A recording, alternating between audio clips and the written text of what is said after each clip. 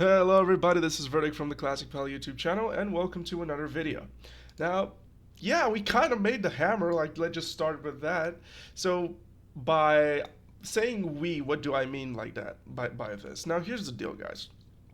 I looted the legendary, the eye itself, I think 3 weeks and a half ago, maybe something like that, around 3 weeks ago. And I made the hammer for and we made it on Monday, which is like what 5 6 days ago. We made it on Monday, so I did it for around 3 weeks, like 2.5 up to 3 weeks of farming. Now that's fast when you think about it. That's really fast, especially for a legendary. Like some people farm for months and months on top of months, but I went balls to the wall. But when I mentioned earlier about the we thing, well, here's the thing, guys. I play on Mograine EU, which is, I think, it's in top five most busy realms in Europe, pretty much, and our economy is absolutely screwed. Now, if you are, for example, on a small server, such as, not Ashbringer, I think there was a small server. For example, if you're at Hydraxian Waterlords, which is, I think, a small server, and you go and you type, Arcanite bar, for the majority of the times you would see that bar being 35 to 40 gold up tops, right? But when you go into Mograine, those things are 60 right now. 57, pretty much I bought all the bars for 63 gold, around 63 gold, and even for almost a week they were at 75 gold on Mograine U, especially when World PvP launched, they just didn't drop. So this is when I said about the Wii thing. Now I got a lot of help from my guild. Here's the deal. I pretty much gathered a lot of the gold on my own, but the majority of what the guild could give, the guild gave. And I mean that when you have a legendary thing, like me, a legendary hammer, it doesn't matter if it's a Sulfuras, it doesn't matter if it's a Thunder Fury, it doesn't matter what type of progression it is. If it's too costly, you should really ask your guild for help. I am a guild master indeed, but what I did was I did a straw poll on our Discord, an anonymous straw poll, and I asked every single person in the guild, are you okay with having the guild bank to help me fund the weapon? And by funding, I meant whatever we have, I will take, try to pretty much put it into good use for the hammer itself, because the majority of the materials from the guild bank are actually not really used, at least in our guild. So that being said, it's everybody, almost everybody, only 3 people from the entire guild were negative towards it. The rest either didn't care or were totally fine with it. So what's my message around this, guys, is if you're a paladin, or like not really a paladin, whoever you are, if you have an Eye of Sulfuras, ask your guild for help, because this is the hardest thing to grind. Like, it is absolutely insane to grind. And what I mean is that if you're on my realm, for example, Mograine EU, if you're on Golemag, if you're on all of those high realms where Arcanite bars are jumping up to 75 gold, and the lowest I've seen them actually are right now 57. If you're on that economy and you need 50 bars of those, like, guys, that's a lot of gold. That's fucking shit tons of gold, and you should really ask for help. Now, when it comes to what my guild did was, we had 3 ingots that pretty much dropped in our raid. I bought 3 with my own gold, and 2 were bought with the guild bank. I bought half of the Arcanite bars, the other half was bought with the guild bank, and that was really cool because here's the thing. We had a couple of BOEs that sold really well, and I asked all the people who pretty much represent the class, which was for the BOEs, and they were like, dude, sell it. It's totally fine. We'll get another one. We don't expect the sulfurs. So my guild was really understanding about the issue that I faced in making this hammer as fast as possible. So with that being said, yeah, ask your guild for help. This is something that you shouldn't be grinding alone. This is a legendary freaking hammer, and you put it, and you're a face of the guild once you have it. So not just that I'm a red pally and stuff like that, I could really make a lot of good use with that weapon. So I haven't still raided with it. Keep in mind that we did make it on Monday, and I did get inside the raid with the hammer itself, but I was broke. I went into that raid with 1 gold. And trust and believe, guys, I didn't use a consumable. I didn't use everything. My guild was eyeballing me like, really, really. Like, we helped you, really, and you didn't bring any consumables? Oh, really? You don't even have a free action potion? Oh, you don't even have a fire protection potion? Verdict, verdict, verdict. My guild gave me a rough time about consumables that night, but here's the deal. It was all banter. It was all pretty much friendly type of attacks. It wasn't really something serious like, you're wasting space right now. But the idea is generally, as guys, ask for help with this hammer. Now, when it comes to the hammer's mechanics and pretty much what the hammer does, well, let's just eyeball it really quick. It hurls a fairy ball that deals fire damage. It's pretty much a fireball. This is essentially a mage's fireball. It's the same thing. It's the same tooltip even. But there is one thing that I noticed. Now, when I use this, I think that I had a log. 1 second. When I use this, okay, no, um, pretty much. Oh, yep, this here it is. Now, when I used the hammer for the first, and I saw that thing hit, and it dealt more damage than the actual tooltip, and I was thinking to myself, holy shit, this actually scales with spell damage. Wow.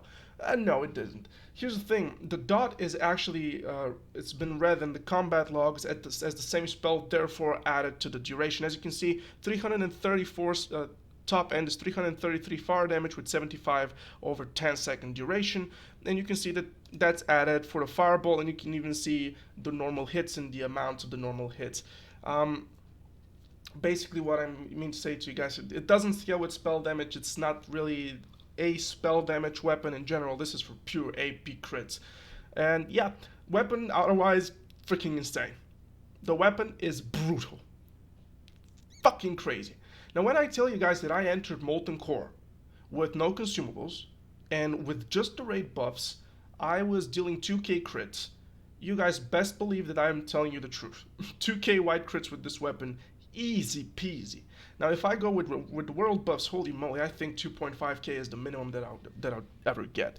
So yeah, the weapon is brutal. It's absolutely insane. It puts a heavy emphasis on attack power and crit. You really need a lot of those. And I was thinking to myself about basically the stat weights behind when is strength viable, when is crit viable, when is spell damage and attack speed viable. And I'm right now testing a little bit on what should I use, when should I use it, and why should I use it. Until I really get with the testing done, and until I really quote unquote, get to understand how should I build around this weapon, and should I even build specially for this weapon in general. Yeah, I'll just stick to this information right now. I won't tell you guys to do anything else. So, Sulfuras, Hand of Ragnaros. Fucking crazy weapon. You guys should get one of those. They're really fun. Not to mention, I actually went Reckoning spec with it, and guys, like I was dropping people, one-shotting them.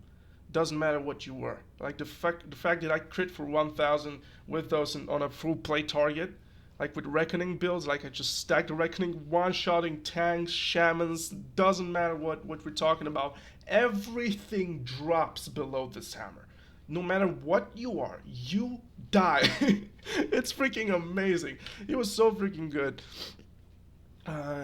Guys, this weapon is freaking amazing. But let me just stop wasting your time. This is, as I said, it's just a quick video, just chatting around a bit, keeping the content going. Now, when I speak about content, let's talk about the guide. Now, I had a change of heart when it comes to the guide. I promised the guide like almost a month ago, I think, or actually a month ago. And the very next raid I got a sulfur, so we decided to delay that, because if you have a Sulfuras inside a guide, well, that guide kind of has it kind of puts its toll, if you understand me. It kind of makes it wait, if that makes any sense. It makes the guide, more liable, if that's for lack of a better word. But generally speaking, I had a change of heart on what the guide should be. Now, here's the thing. I actually started recording the guide, and I started making it. And I was thinking to myself, well, this thing is starting to push more than a 1 hour guide. Like for 1 hour, I didn't stop talking. And it just didn't, and I didn't, and it just kept on getting longer and longer and longer. And I decided, okay, this is not a way to really make a guide. I can't just sit and make a thing that is about to reach two hours with all the information I've gathered on my own or with the help of the Discord communities of Paladins. All this information, I can't just put it in a single video. Even if I timestamp it, people wouldn't watch it. It's just this type of a thing. So I decided to cut it in sections, pretty much. I will make separate videos for separate topics, pretty much, and just put them in one playlist and just name it the guide. And the cool thing about that is because you can keep it updated. You can add more videos if something new you just figured out. You can make an update on the guide. You can add it and keep it in the same playlist, and that's a really good thing. So this is the way that I personally think that I'll go with. Now, when it comes to the guide being recorded and stuff like that, it's actually done. Thing is that it's just, I don't feel like releasing it right now. It's just stupid. Like almost a 2 hour video. It's just silly to release. Like nobody would watch it. Nobody would really care about that so much. Better make it into small sections such as gearing, enchanting, playstyle, so on and so forth. But until I really figure out what type of sections and how to name them, I think it will take us a little bit of time because I need to make the information dissectable for the viewer. Like I need to, digestible, sorry, for the viewer. For the person who watches this, I want to, pretty much introduce a topic and explain this topic in details in separate videos. Not just gearing, not just enchanting, not just playstyle, not just rotations and stuff like that, not just professions, everything that you can make maximum out of it, not just tips and tricks. All of those things, I just need to narrow my mind on each different video. So yeah, this was it about the update. The guide is coming, guys. Just hold with me. It is coming, and it's a different guide. It's nothing that you've ever seen before. It's not the guide on Wowhead. The guide on Wowhead. Whoever wrote that guide, holy moly! It's not like Esfin's guide. If he has a guide, I'm not entirely sure. It's not like all of those guides out there. It will be something different, it will be something special that you guys should really look forward to. I have a lot of things to share with you that aren't really shared with anybody else right now. So, that being said, thanks so much for joining to this small update video. I hope you guys keep your eyes peeled, keep your ears sharpened, and we'll see each other really, really soon. I promise you that. So, thank you so much for stopping by. Go down in the link below to check for the Paladin, the Classic Paladin Discord theory crafting thing that we actually chill all the time there. You guys can go check it. Just give it a good look. People out there are really, really warm to newcomers, so you'll be treated well, trust and believe. Peace, guys. Bye-bye. I was Verdict from the Classic Pally, and I hope to see you guys really soon. See ya.